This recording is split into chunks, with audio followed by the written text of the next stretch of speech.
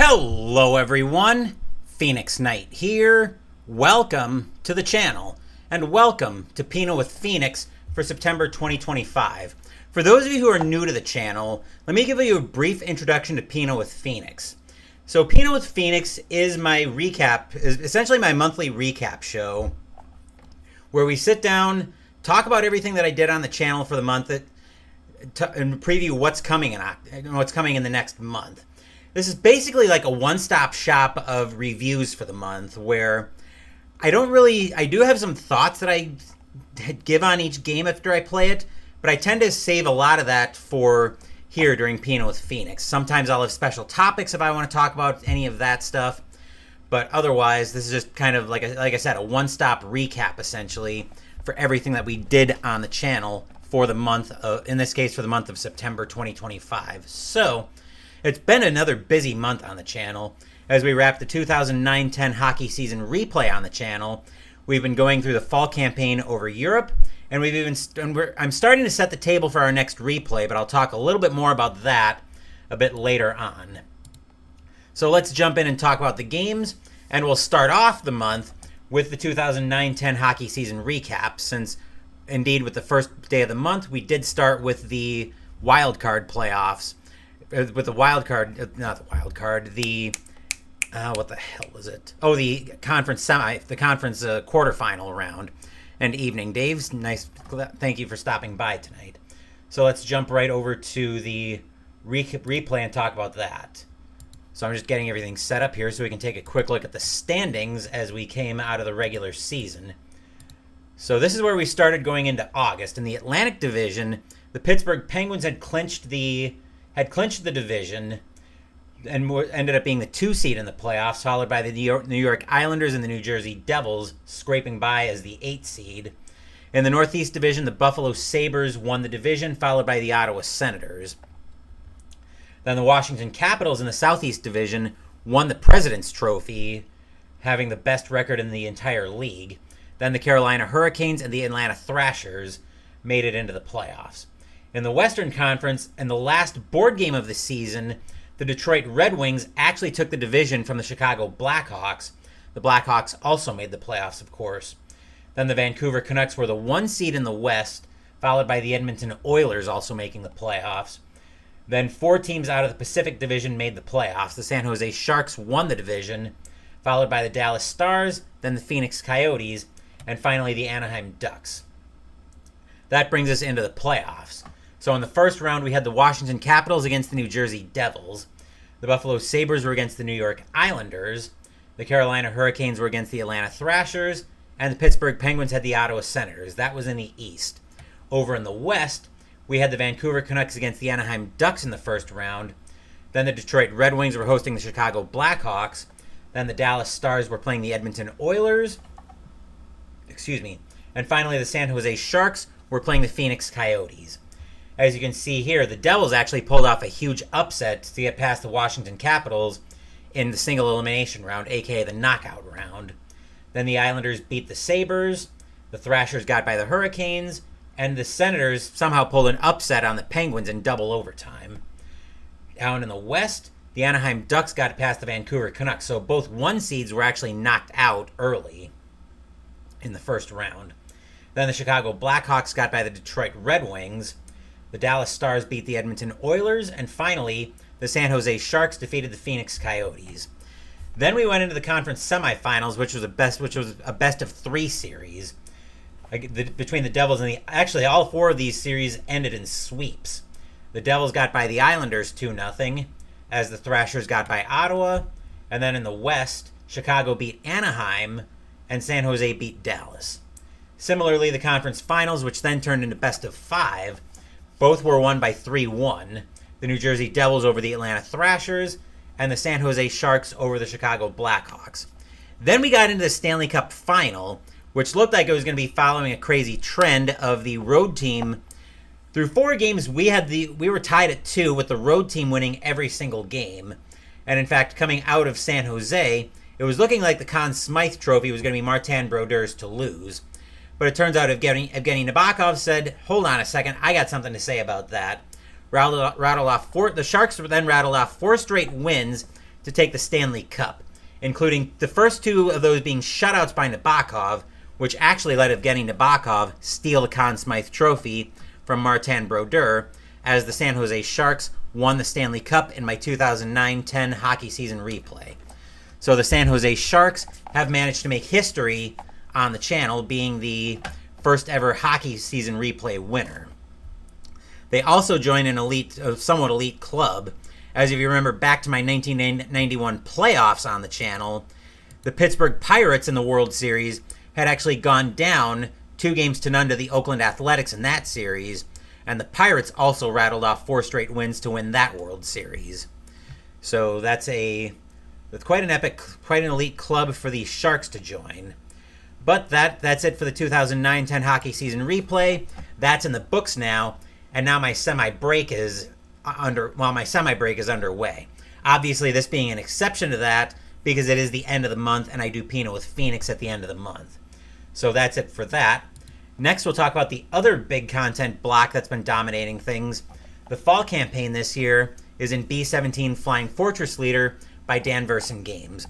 B-17 Flying Fortress Leader has you in control of a squadron of mostly B-17 bombers, but you also got Spitfires that might be supporting you in the air campaign over Nazi-occupied Europe. As you can probably guess, this is a war game. And I've actually been really enjoying it. We're a month into we just finished up August 1942. We're doing the Air War Begins, which is August through December 1942. The campaign's actually going really well so far. We've taken out a couple of airfield targets. So we do need to get at least 10 airfield victory points, or we get an automatic dismal rating. But I've really been enjoying that. I think all of the groups that started the campaign have managed to level up. So everybody's getting quite a bit stronger on the campaign, and I'm looking forward to seeing that unfold as we continue moving forward in the fall campaign. And as I probably mentioned this, but when I went nuclear on my DVG collection last year and purged a lot of those games out, the Leader series kind of got caught in the crossfire a little bit of that, and I'm realizing now that getting the Leader series caught in that crossfire was actually in hindsight a mistake. So I've been picking up some of those Leader games again, especially what are considered to be the better Leader games. So I'm actually very happy with where my Leader collection is at this point. I was thinking about maybe grabbing a C Leader game, but I'm probably not going to worry about that at this point. Honestly, I've got enough, especially U-boat stuff. I've got enough sub games that I'm probably pretty happy with more of that area of the collection is at. So that's it for the fall campaign. Speaking of war games, we actually had a couple more take center stage, as this is mostly Wednesday content now. So we played Western Front Ace by Compass Games as well. This one takes us back into Europe again in the Air War, but this time this is World War I Europe, where I've been playing a couple missions with a British pilot that I came up with. And that's been going pretty well so far. I don't have the stats in front of me, but I really enjoy those Gregory Smith designs on the narrative-focused games. So that's definitely one I want to do more with on the channel. And sounds like I've got a neighbor getting home locking their car door. Anyway, next game we had on the channel was 5 Leagues from the Borderlands by Modiphius Entertainment. This at its simplest core is probably I'd say this is a fantasy version for the most part of 5 Parsecs from Home, which you've seen me play a few times on the channel. I've really enjoyed that as well. Another narrative-focused game. So I did enjoy my session of 5 Leagues from the Borderlands, and I want to do more with that. I took out a sample squadron for that game, mostly because I wanted to push some pieces around, get a feel for how everything works. But I'm very happy with how everything works for 5 Leagues from the Borderlands. Next game was another hockey game on the channel, since I kind of had my hockey brain on a little bit, as we played Hockey Blast by Play Games, a very different hockey simulator from Strat, which is what I've been using for my 2009-10 hockey season replay.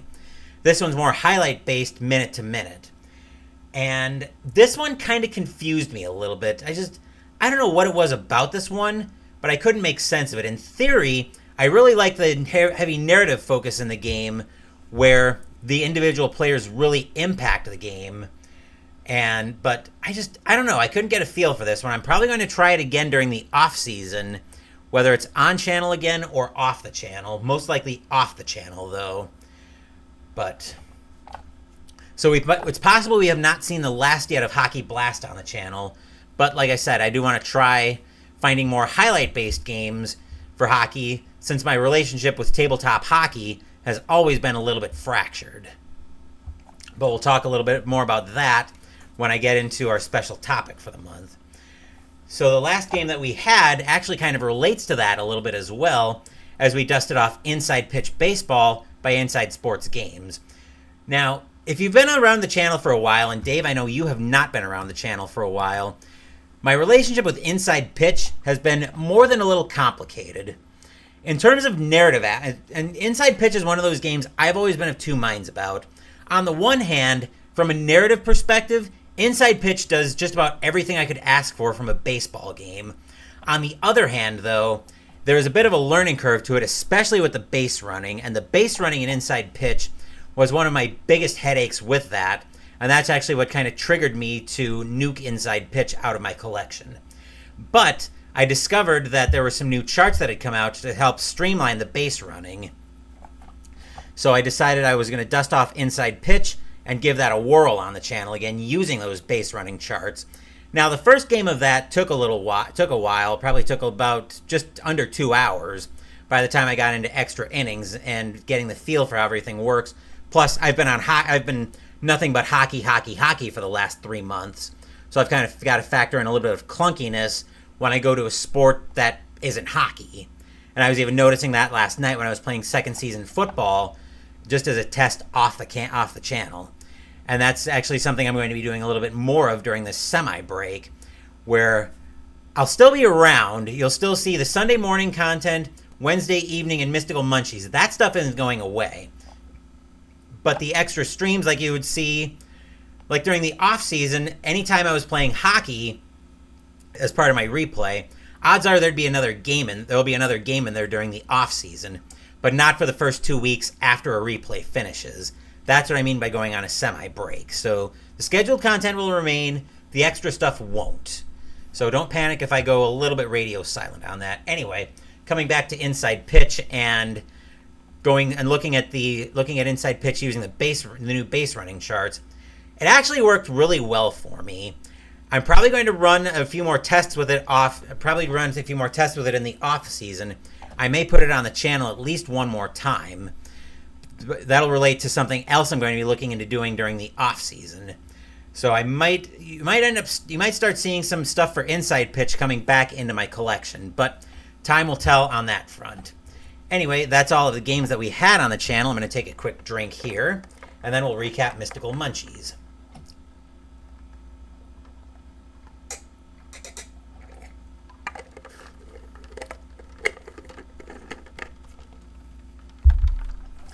For Mystical Munchies this month, we were cooking out of the official Elder Scrolls cookbook. And here's how the recipes turned out. For the appetizer, I made the stewed apples and Idar cheese. I actually really liked the apples that went into that. The blue cheese, though, I was not a big fan of that. I'm probably going to junk the blue cheese I've got left in the fridge. The side was the garlic bread this month, and it's garlic bread. It'll do the job in a pinch. Probably nothing to write home about, in my opinion. I mean, it's garlic bread. What more can you say about that? The entree was the companion's meatball bake. I really liked the meatballs. They were almost like mini meatloaves with the breadcrumbs, the egg, everything else that went into that. So very happy with the meatballs.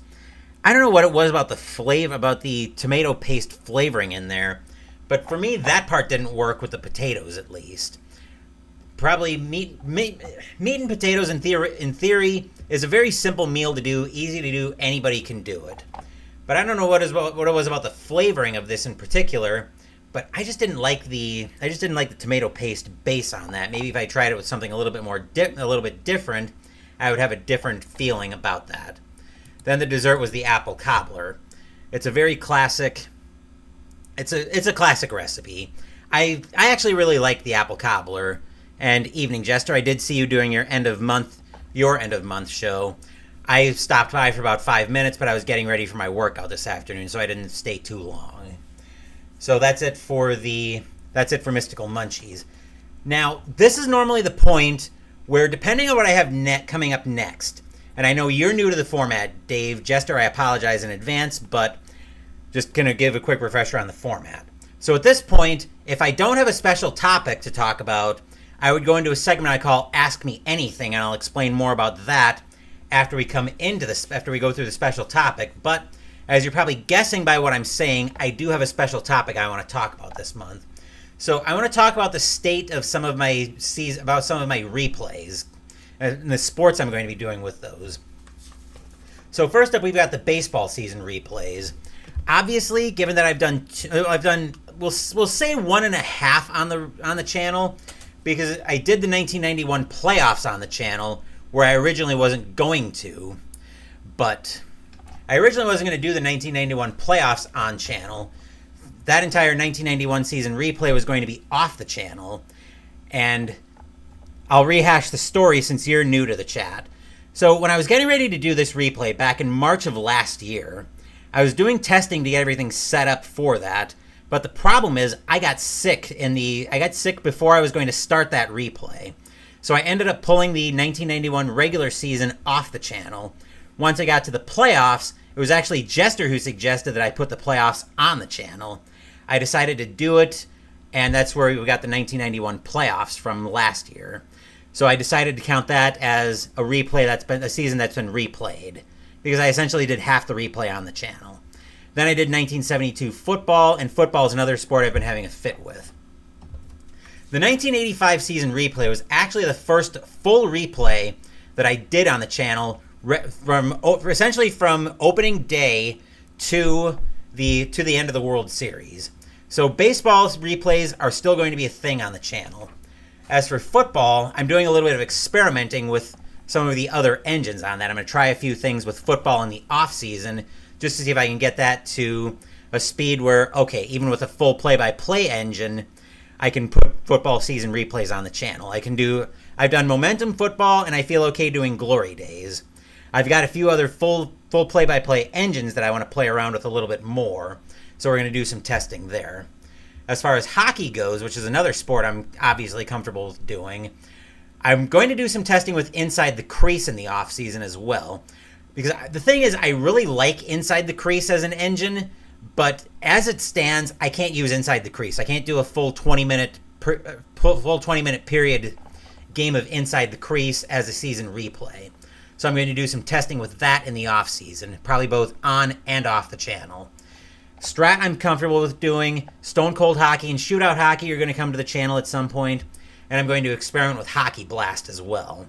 Like I said, I don't know what's going to happen with Hockey Blast on the channel. The other sport I'm comfortable with doing, I call them projects because they're not really replays, is boxing. Boxing, I've got a couple engines that I'm comfortable with doing boxing tournaments on the channel in.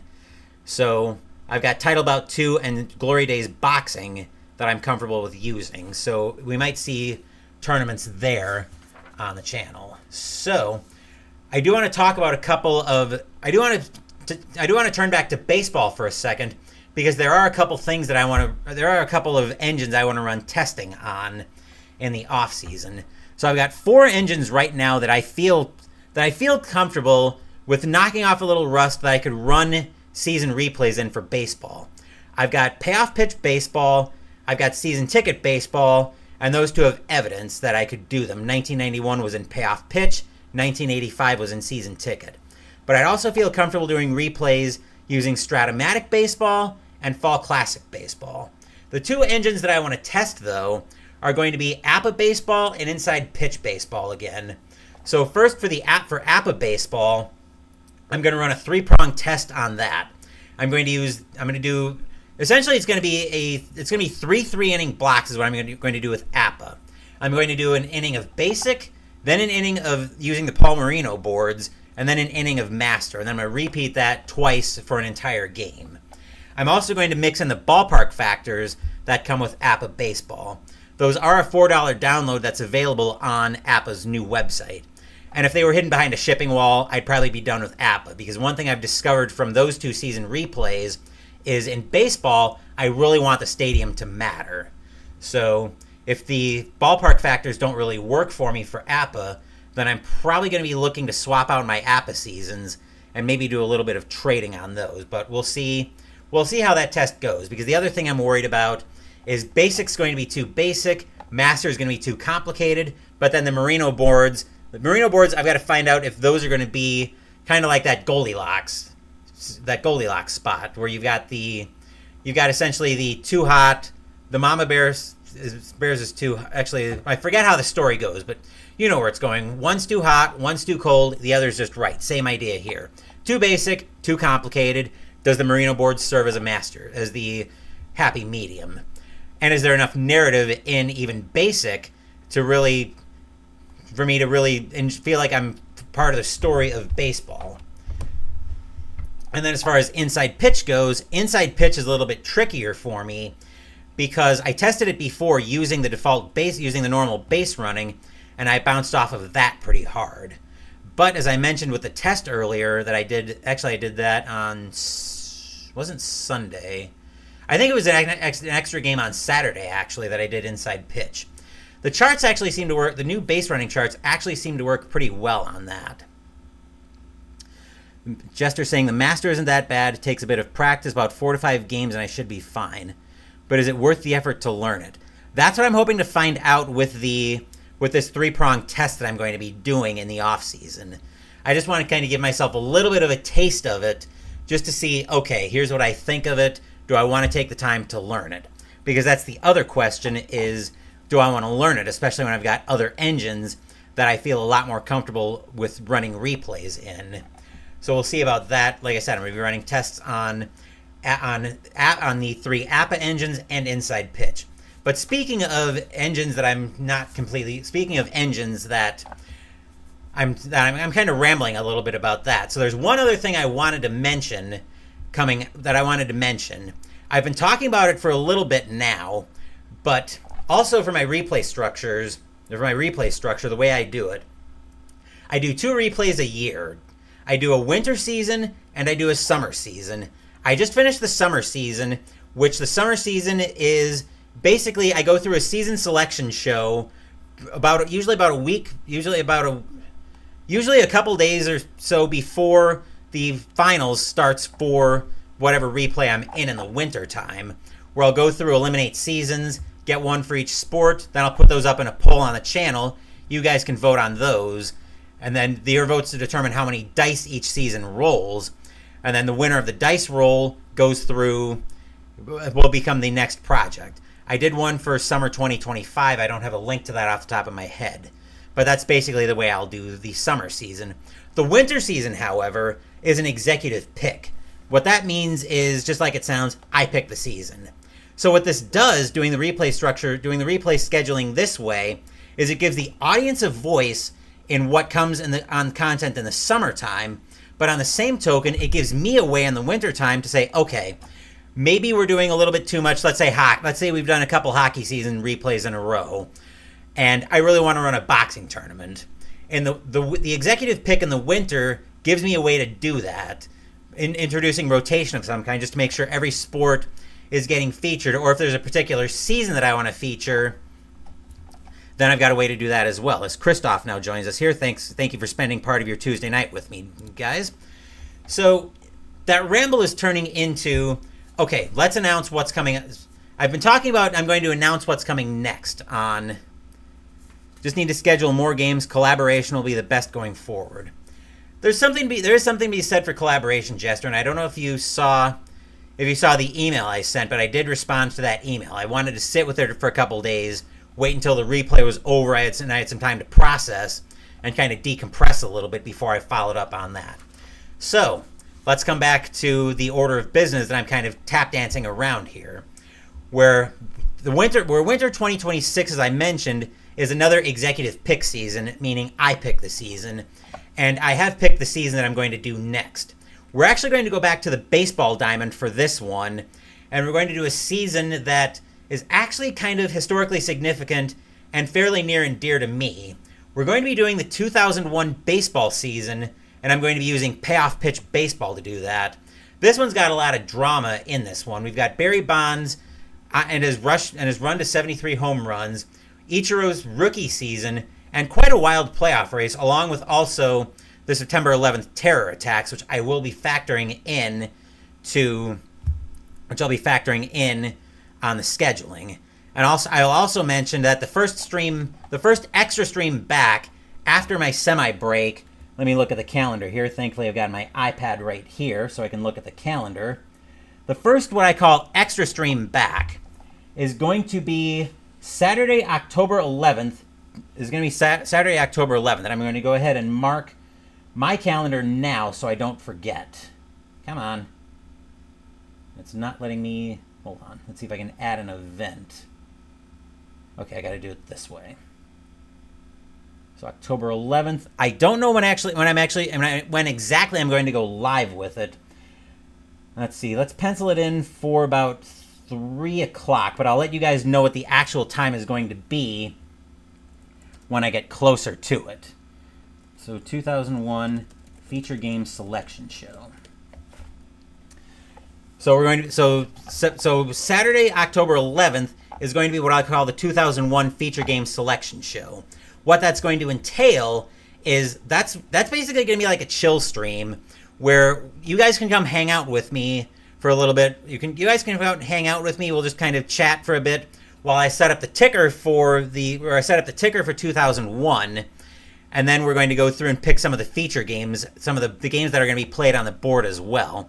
And I'll explain a little bit more about how the 2001 season replay is going to work. And apparently I'm getting a little bit tongue-tied tonight.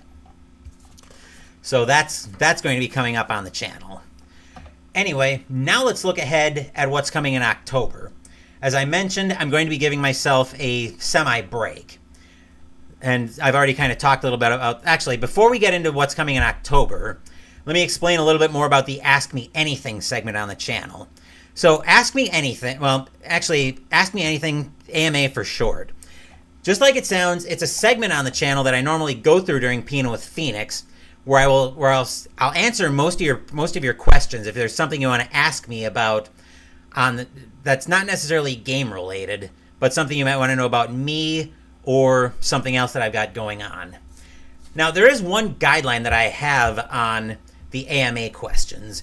So first, before I talk about the guideline, let me talk about how you get a question on for AMA. And it's actually very simple. You'll leave a comment. If you want to ask me a question for AMA, you'll leave me a comment. You can leave me a comment on any video between this recap and the last video for the month with an AMA tag on it, so I'll know it's for the Ask Me Anything segment. And as long as it's not too personal, I will answer it. And that brings me to the guideline of, okay, you're talking about, you'll answer questions, but what do you consider too personal? Admittedly, it's completely my own judgment on what I consider to be too personal. And I don't necessarily have a hard and fast rule for what I consider to be too personal. It's more of a guideline that I would say that I have. Basically, the guideline is just simply this. If you don't want a question asked of you, don't ask it of me. And I do reserve the right to shut down, like I said, I do reserve the right to shut down if I think a question is too personal for AMA. I'll either answer it privately, or I'll just say, hey, I'm not going to answer this question because I'm deeming it too personal for AMA. So hopefully that all makes sense on how the AMA question works. Dave, I'm sure you're new to the channel, and Christoph, I don't know if you've been a regular on the channel. So that's just kind of an explanation of how AMA works. But I didn't have any, actually let me double check, but I'm pretty sure I didn't have any AMA questions this month. Yeah, I don't. It would be in my recent workbooks if I had an AMA question, because I do keep my AMA questions pretty well up to date. So yeah, I don't think I have any AMA questions, but I'll humor myself just to make sure. Where would it have been? Probably on my OneDrive, because I do like to keep notes. Here we go. Okay, so yeah. No AMA questions this month. So not too worried about that. Anyway, that's kind of, so now let's talk about what's coming in October. So as I mentioned, I'm going on a semi-break where, except for scheduled content, by which I mean Sunday morning, Wednesday evening, and Mystical Munchies, I'm I'm basically going radio, and product unboxings coming up. I'm going basically radio silent.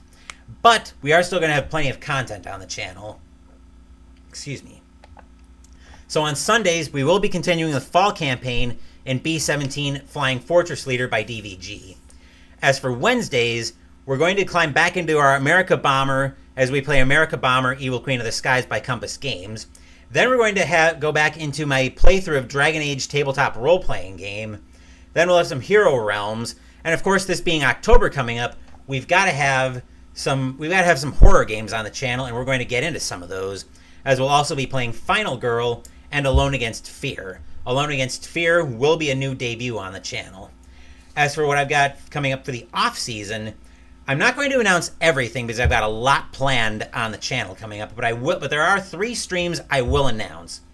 So I had to reschedule Terra Mystica because I was going to play that last Wednesday, but instead I did a little hand-wavy math and realized, I could actually end the 2009-10 hockey season replay if I go to game 2 of the Stanley Cup final I needed to go to on Wednesday. So I bumped Terra Mystica, but I will come back to that during the off-season. I'm also going to do my aforementioned APA baseball test, where I'm going to test the basic game versus the Merino boards versus the Master. So that'll be coming up. And then we'll have the 2001 feature game selection show, where just like I explained, we'll set up the ticker and we'll pick some of the feature games that are going to be out. We're going to pick out some of the feature games that are going to be on the board. As for Mystical Munchies, for October, we're not going to be cooking out of a new cookbook for Mystical Munchies. Instead, we're going to do what I call a redo month. So there are some recipes that I've either screwed up or just wanted to try something different with them. So we're going to be cooking some recipes we're going to be redoing some recipes that I previously had done already. The first recipe we're going to do is the appetizer, and the appetizer is going to take us back to the Exquisite Exandria official Critical Role cookbook, where we're going to redo the Grog's Garlicky Mayonnaise, also fries. The mayo is the problem on this one, because what happened was I actually poured the oil in way too fast, so I ended up ruining the recipe. So we're going to try that again. As for the entree and the drink, both of those are going to take us back to the Dungeons & Dragons Flavors of the Multiverse cookbook, as the entree will be the Rothy steak. I'm just going to double check the name of that. Yep, the Rothy steak. And then the drink will be the Erlenmeyer's Dragonfire Punch.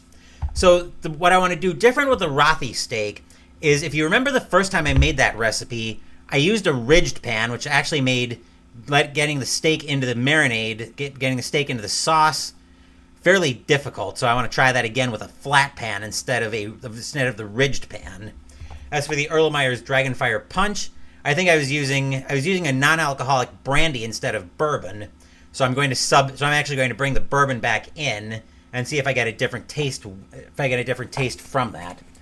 As for the dessert, which will actually be the third recipe on the month, this is the only one that I wanted to do different because I actually was very happy with how it turned out. So we're going to go back to the Star Wars Galaxy's Edge cookbook for the dessert, the Kowakian crumb cake. This one, the first time I did it recipe as written. I'm just going to double check. I think this was using... Here we go. This was using blueberries, and I want to try a different fruit with it. I'm thinking strawberries right now, but stay tuned later in October for that. Now, before we start wrapping up the video with what's coming up in the month, I actually got a few deliveries in yesterday that probably had my mail carrier wondering what he or she did in a past life. So we're going to go ahead and unbox those. I'm going to get my cookbooks out of the way here. The first delivery we're going to go to is this delivery from Obvious Mimic. They're known for some 5e adventures similar to D&D, and holy crap, this thing is heavy. So I'm going to crack this open, and we'll see what we've got in here. Oop. And of course, there we go. It's a nice little pull tab, and okay. So what we've got in here, I'm just going to pull this out. Okay, that is just the invoice. Christoph loves cooking, and he cooks everything himself. Desserts are the most difficult to do. Yes, they are. So what we've got in here is actually a Kickstarter that came out that just got delivered. So first up, we've got The Mystery of Witch Haven from Obvious Mimic. This is for 5e. This one is a supernatural mystery solo adventure tracking missing children and revealing hidden evils. This seems like it would be right up my right up my alley, especially as I'm looking in the back here. A story of occult sorcery, superstition, and secrets hidden in plain sight. So that's going to be very cool. Next up, we've got another adventure. This one is The Crystals of Zeleth. This one is a survival solo adventure where you pick your path to explore a lost civilization and uncover ancient secrets. The jungle holds many secrets. It will do anything to keep them. Looks like these are more traditional choose-your-own adventures. We've also got The Wolves of Langston, a murder mystery solo adventure where you take your own path to uncover Langston's shadowy killer. And, well, we've got 2 more books in here. And, of course, you dropped, hopefully no problems with dropping on my iPad there. Then we've also got The Secret of Oki Island, a solo adventure of swashbuckling exploration, open seas, and hidden treasure, set in a world as whimsical as it is deadly. Oh boy. Let's bring that in for a good shot. And finally, the main product of that Kickstarter, Side Quest Volume 1, which is a collection of 5e solo adventure shorts for characters between levels 1 and 6. I've got a few D&D 5e characters that I would be using with those. So those are very cool. And of course, one of my books goes flying on me.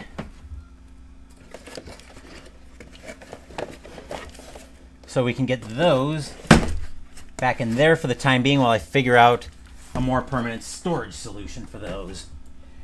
Next delivery that we got, I'm going to open this first. So this is a delivery that came in yesterday from Play Games. So let's go ahead and crack this open and see what we've got in here. There's a reason I'm opening them in this order. It'll make that I'm opening this one first. It'll make sense in a minute.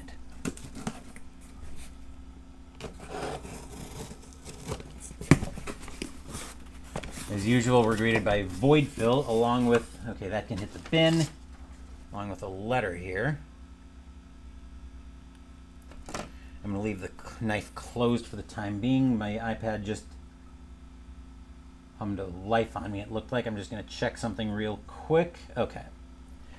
All right, so this is a little note from Keith Avalone about the game that's in here. I'm not going to get spoilerific on that just yet, because I will be pulling that out soon enough. This is probably going to play a little bit of havoc with the green screen as I'm looking at it. So bear with me just a second. Christoph laughing that it's errata. No, it's not.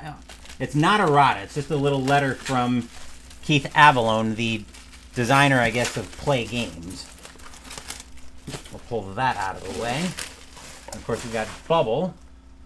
And what we've got in here, and shocker of shockers, it is playing havoc with the green screen, but we've got History Maker Golf by Play Games, a championship golf simulation board game.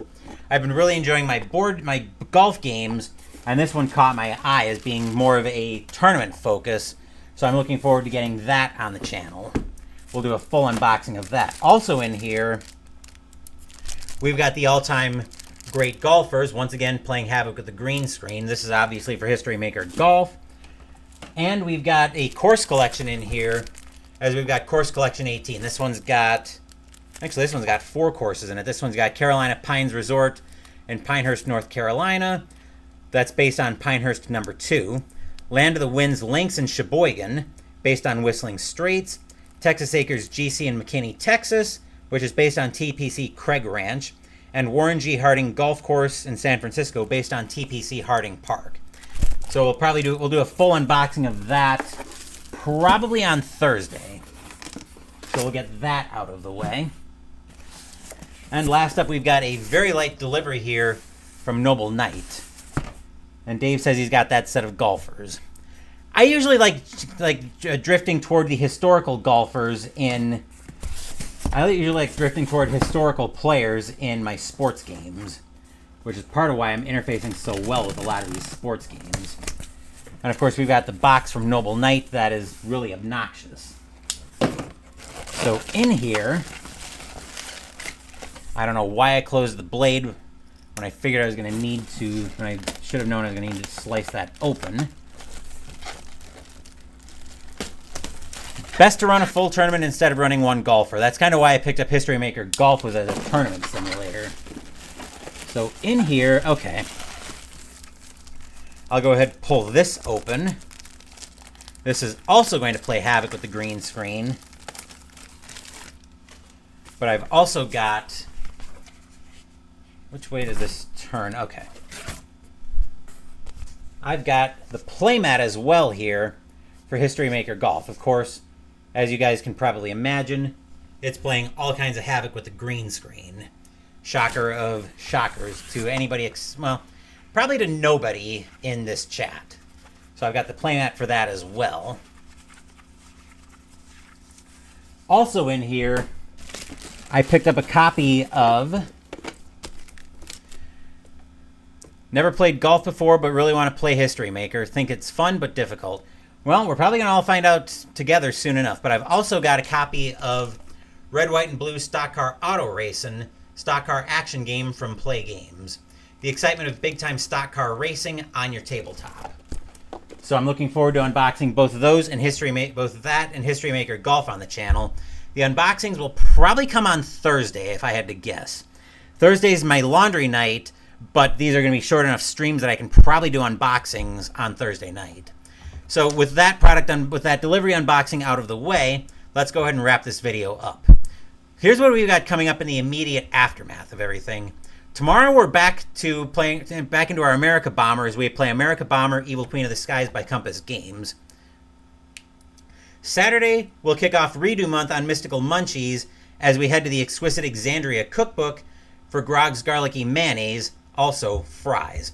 Sunday morning, we'll be back to the Skies Over World War II Europe in the fall campaign as we continue B-17 Flying Fortress Leader by DVG. Thank you for watching the video. Please give the video a thumbs up and subscribe to the channel. Be sure to turn on notifications so you get my content. Be well, stay safe, take care of yourselves and your loved ones, and I'll be back with more videos in the future. Until then, take care everyone.